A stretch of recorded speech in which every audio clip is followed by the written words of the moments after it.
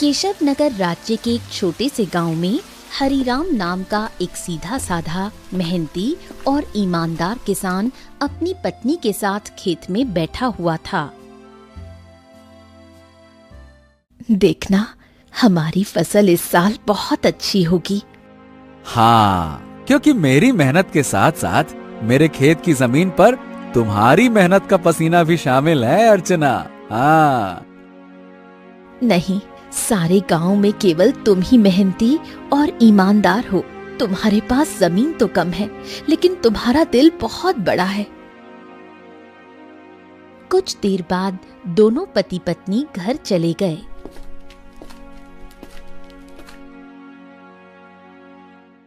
मैं तुम्हें एक बात बताना तो भूल ही गई, घर में लकड़ियां खत्म हो गई हैं। अरे चिंता मत करो, मैं कल सुबह सबसे पहले जंगल में लकड़ियां काटने के लिए ही चला जाऊंगा। ठीक है ना, ले आऊंगा। चलो अब।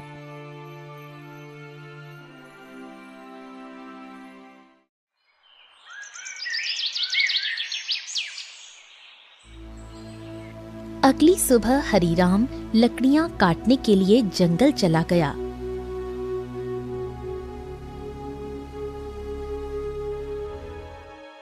हरिराम एक पेड़ पर कुल्हाड़ी चलाने ही वाला था कि तभी उसने देखा झाड़ियों में एक घायल बंदर करहा रहा था।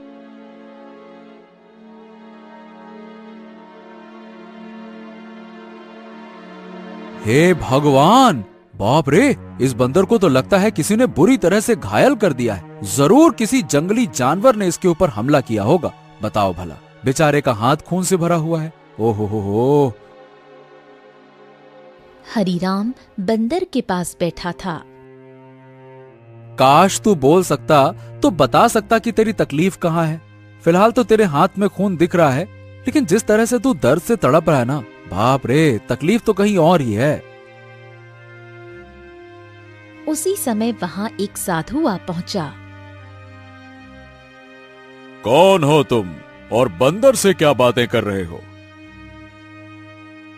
प्रणाम साधु महाराज, मैं तो बस लकड़ियां काटने के लिए जंगल में आया था। इस घायल बंदर को देखा तो इसके ऊपर तरस आ गया। लगता है किसी जंगली जानवर ने हमला किया है इसके ऊपर। देखिए ना, इसके हाथ से खून बह रहा है, लेकिन जिस तरह ये दर्द से तड़प रहा है, मुझे तो लगता है कि इसे कहीं और ही तकलीफ है। बहुत कम इंसान होते हैं जिनके मन में जानवरों के प्रति इंसानियत होती है। रुको रुको रुको। ओम। इतना बोलकर साधु मंत्र पढ़ने लगा। अचानक रंग बिरंगी किरणों से बंदर का जख्म सही हो गया। हाँ, अब ये बंदर तुम्हें बता सकता है कि इसकी तकलीफ कहाँ है। इतना बोलकर साधु वहां से चला गया। बंदर उठकर खड़ा हो गया। मेरे कंधे में बहुत दर्द हो रहा था। हाँ, अब अच्छा लग रहा है। एक शेर ने मुझ पर हमला किया। मैं बचने के लिए दूसरे पेड़ में कूदा। शेर का पंजा मेरे हाथ में लगा और मेरा हाथ घायल हो गया। मैं पेड़ ही नहीं पकड़ पाया और मैं जैसे ही नीचे गिरा, बाप रे बाप, मेरे कंधे में बहुत चोट लग गई थी। अरे, तुम तो बिल्कुल मनुष्य की आवाज में बात कर रहे हो। ये कैसे संभव हुआ? जब साधु ने मंत्र पढ़ा ना, तब मुझे ऐसा लगा कि मेरे अंदर बात करने की शक्ति आ गई है। मैंने बोला और मेरी आवाज तुम तक पहुंच गई। लगता है ये चमत्कार साधु बाबा ने किया है। हाँ।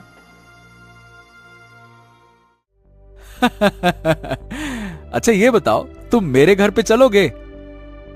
ओहो, अब तुमने मेरी जान बचाई है तो अब तो मैं तुम्हारे साथ ही चिपक गया हूँ। मतलब मैं तुम्हारे साथ ही रहूंगा।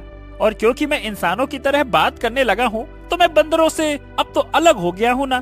क्या करूंगा उन बंदरों के साथ रहकर? अब तुमसे बातें करूंगा जी भर के। चलो, तुम मेरा कोई अलग नाम भी रख सकते हो। बताओ बताओ, मेरा क्या नाम रखोगे? बड़े मजे की बातें करते हो तुम। चलो ठीक है, मैं तुम्हें आज से गोलू कह के पुकारूंगा। क्यों, कैसा नाम है? अच्छा नाम है ना? हाँ, अच्छा नाम है। चलो चलो चलो चलो, घर चलते हैं।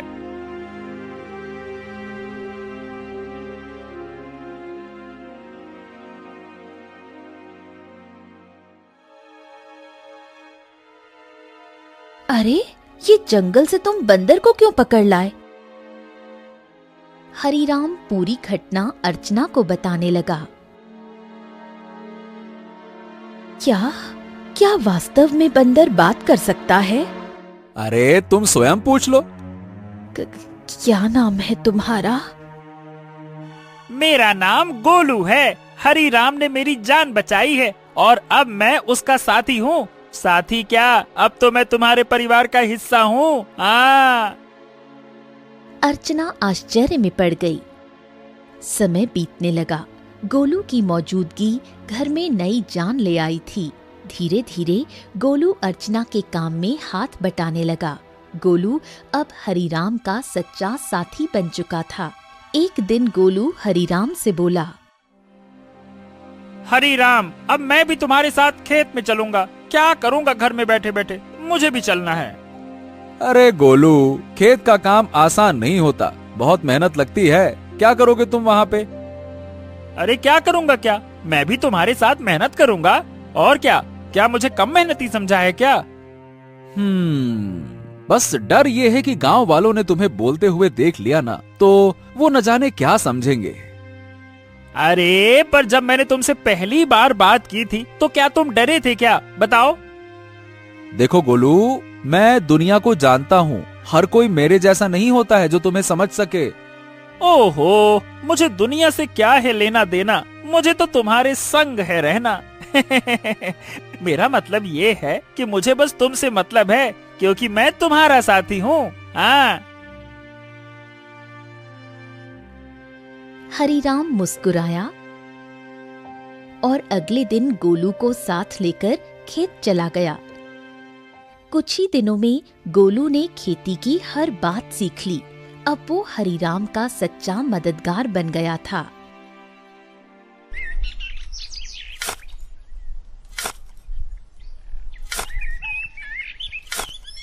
हरीराम, अरे आज की मिट्टी तो बहुत भारी लग रही है।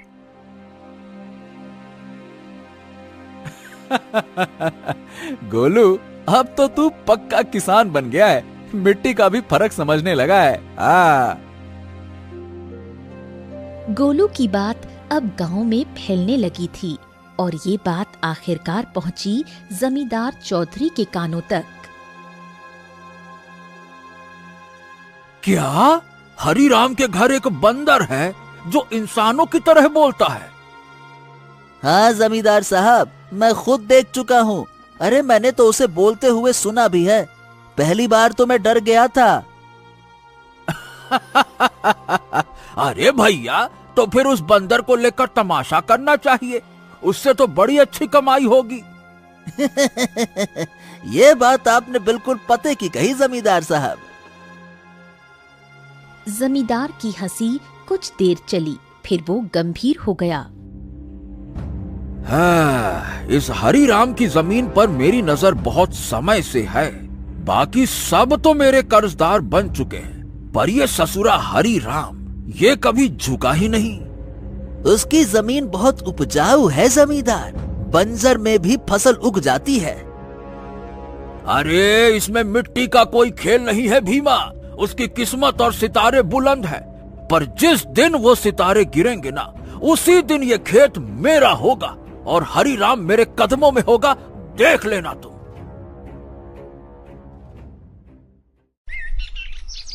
समय ऐसे ही बीतने लगा। एक दिन हरीराम और गोलू जब खेत से घर लौटे तो आंगन में बैठी अर्चना को देखकर दोनों के चेहरे पर चिंता की रेखाएं खिंच गईं। अरे अर्चना, क्या हुआ? ये कैसी खांसी है?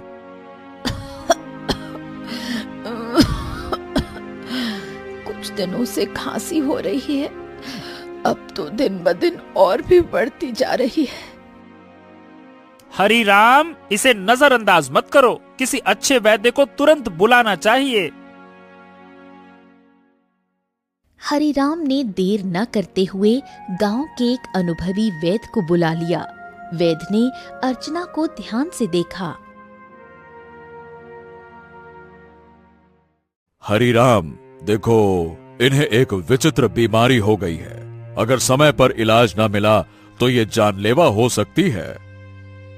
हाँ, नहीं नहीं नहीं नहीं वैद्य जी, आप तो इलाज शुरू कीजिए, मैं कोई कसर नहीं छोड़ूंगा।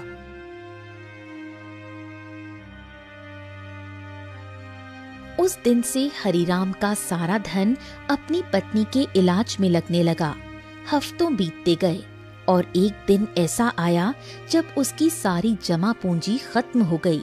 उस दिन हरिराम घर पर अकेला बैठा था।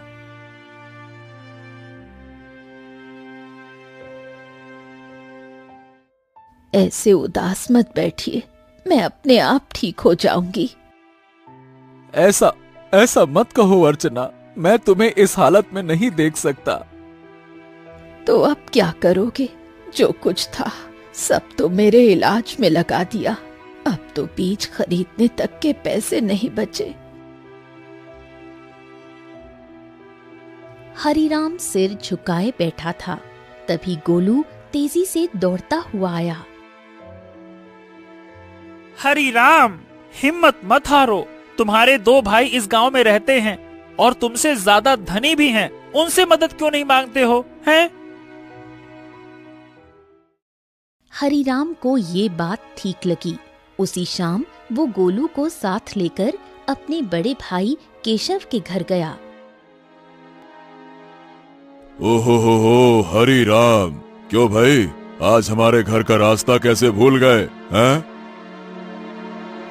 भैया, अर्चना की बीमारी के बारे में तो अब गांव में सब जानते हैं। मैंने जो कुछ कमाया सब इलाज में लग गया। अब कुछ धन की जरूरत है भैया।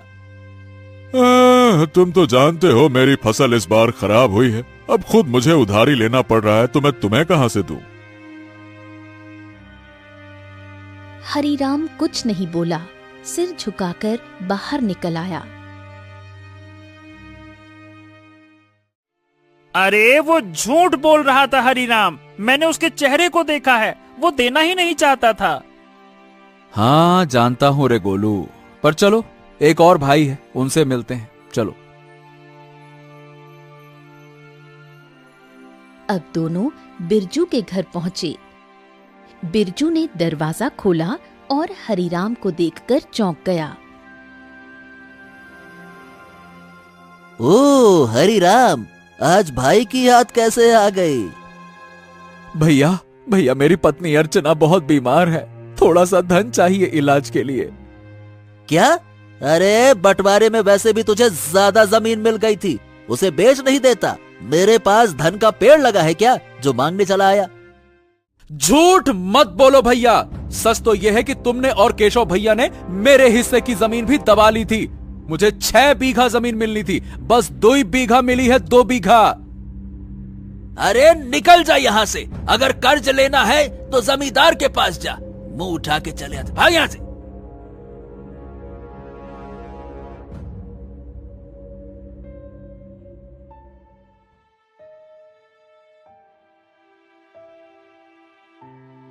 कैसे भाई है तुम्हारे हरिराम, एक भी मदद को तैयार ही नहीं है। हाँ, इस दुनिया में इंसान ऐसे ही होते हैं, मतलबी, अपना पराया कुछ नहीं देखते। तो अब क्या करोगे? क्या जमींदार के पास जाओगे?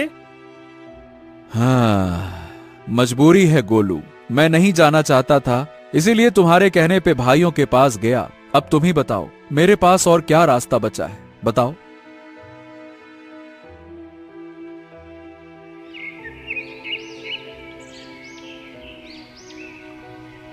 अगले दिन हरिराम और गोलू जमींदार की हवेली में जा पहुंचे।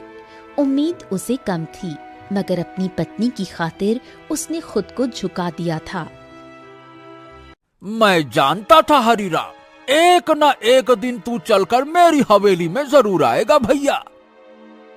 आपने बिल्कुल सही कहा था मालिक, जब तक इसकी किस्मत चमक रही थी तब तक बहुत अकड़ में चलता था। अब देखो कैसा मुरझाया मुरझाया सा खड़ा है। ए जमींदार, तुम्हें किसी की हालत का मजाक उड़ाने का हक नहीं है। लोग तुम्हारा सम्मान